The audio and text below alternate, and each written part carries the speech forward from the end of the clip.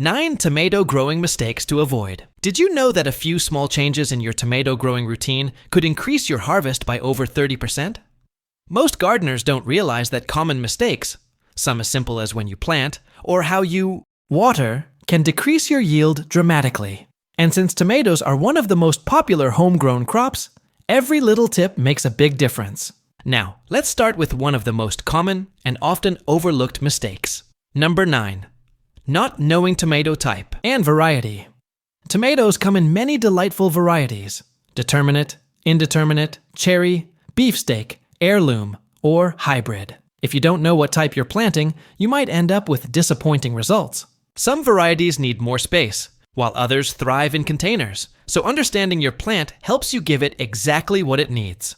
For instance, determinate tomatoes grow to a set height and produce fruit all at once, making them perfect for small gardens or patios. Indeterminate tomatoes, on the other hand, grow continuously and need taller supports or cages. If you plant one type thinking it's the other, you could either overcrowd your space or fail to support a sprawling plant. Therefore, take a few minutes to read the seed packet or plant label.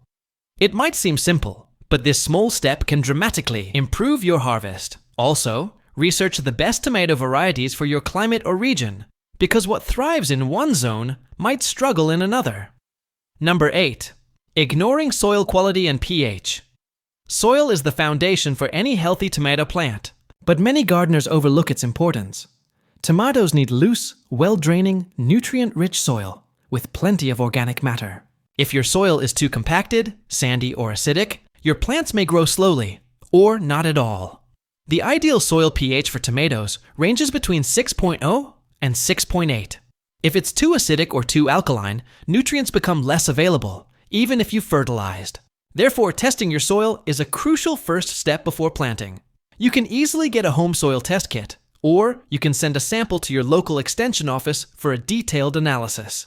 Improving poor soil isn't difficult, but it does. Take a little planning. You can add compost, aged manure, or organic fertilizers to enrich the soil. Also, consider rotating your crops each year, because planting tomatoes in the same spot can deplete the soil and encourage disease buildup. Number 7. Neglecting pest and disease control. Tomato plants are unfortunately prone to a variety of pests and diseases, and ignoring these threats can ruin your entire crop. Aphids, hornworms, and whiteflies may sneak in early, while blight, wilt, or mold can spread quickly if not addressed.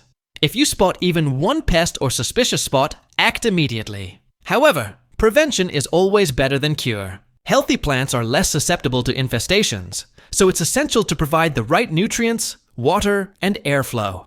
And remember, overwatering or splashing water on leaves can encourage fungal diseases like blight or powdery mildew. There are many organic solutions you can try, such as neem oil, insecticidal soap, or companion planting with basil and marigolds. Or, if you prefer, use row covers or mulch to create physical barriers. Just don't ignore the early signs, because once a disease takes hold, it's hard to reverse. Number 6. Overcrowding. Planting tomatoes too close together. Spacing might not seem important at first, but it dramatically affects tomato plant health and productivity. When you plant tomatoes too close together, they compete for sunlight, water, and nutrients. Moreover, overcrowding reduces airflow, creating a humid environment that fosters disease. Tomatoes need space to stretch their roots and leaves.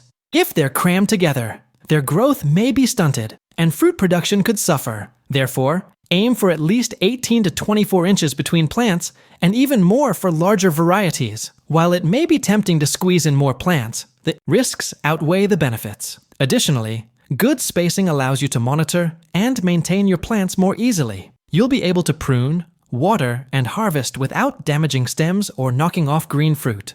So, while it's tempting to maximize space, it's better to plant fewer tomatoes with proper spacing for a healthier harvest.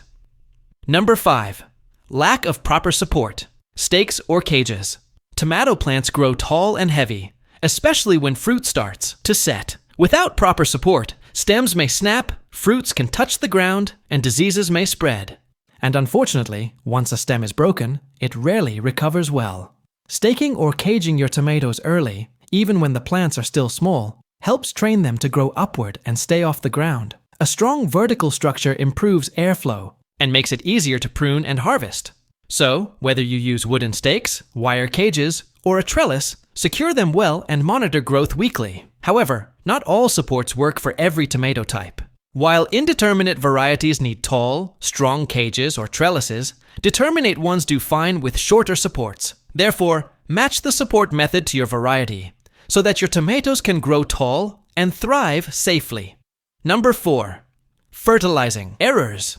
When it comes to tomatoes, over-fertilizing or under-fertilizing can have a significant impact on growth and fruit production. Applying too much nitrogen, for example, can result in lush green foliage, but very few tomatoes. On the other hand, a lack of essential nutrients, such as phosphorus or potassium, can stunt growth and lead to poor fruit development.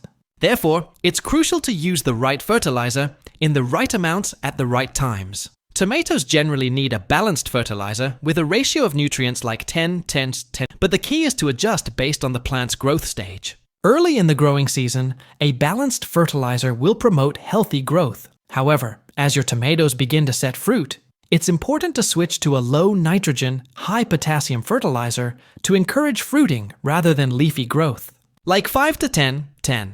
So, whether you're using organic compost or a synthetic option, always follow the recommended guidelines and avoid overdoing it. Fertilizing correctly can lead to healthier plants, larger fruits, and a more abundant harvest.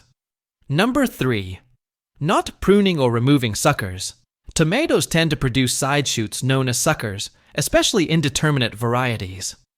If left unpruned, these suckers turn into extra branches that take energy away from fruit production. Your plant may become bushy and crowded, but yield fewer and smaller tomatoes. Pruning helps your plant focus energy on ripening fruit rather than producing excessive foliage.